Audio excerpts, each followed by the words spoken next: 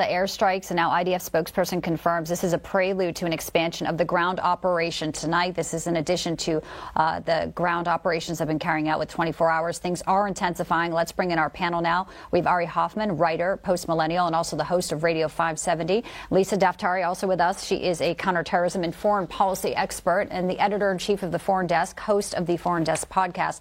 Guys, thanks for being with me. Obviously, a lot of breaking news here happening in the war in Israel. Lisa, first to you.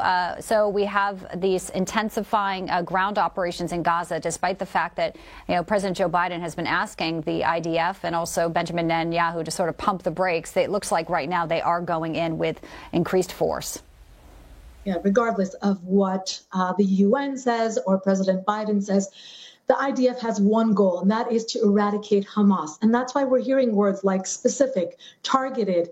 These are exact operations that are going after specific parts of or headquarters or bomb launchers of Hamas. And as you heard, Riley, the reporter, these are very strategically placed. Imagine in headquarters beneath a hospital. Why would they do that? Because they know that Israel will follow laws and will not go after a hospital. That's why we are seeing churches and hospitals. We're seeing adjacent to those places. They have headquarters. They have places that are very, very sensitive to Hamas because they know that is what they won't go after. The IDF forces, they have the will, they have the might, they want to go in. Ari, I know also your son is in Israel or was in Israel. What are your thoughts tonight as we look at a ground operation in Gaza, IDF saying it is expanding at this very moment?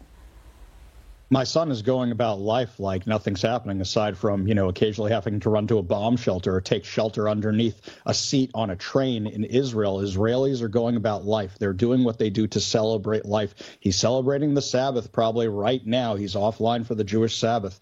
Of course, I'm worried. I have a lot of students that are in the IDF. I have a lot of friends whose kids are in the IDF. They're all very concerned. But at the same time, everybody in the Jewish world is committed to this. They are committed to making sure Hamas is eradicated from the earth. And this isn't a fight about Jews versus Islam. This isn't a fight about Israel versus Hamas. This is a fight the whole world needs to understand is about good versus evil. It's no different than the Nazis. These are the modern day Nazis. Anybody who would come into a country and massacre 1,400 civilians, raping, torturing, and taking over 200 hostages, including Americans and other foreign nationals, that evil needs to be wiped from the earth. That's right. I have 20 seconds, Lisa. I'll give you the final word here. Obviously, Iran will be watching what Israel does as well. We haven't seen, full force of Hezbollah to the north there, but your thoughts on what may be unfolding in the next few hours and how Iran may react.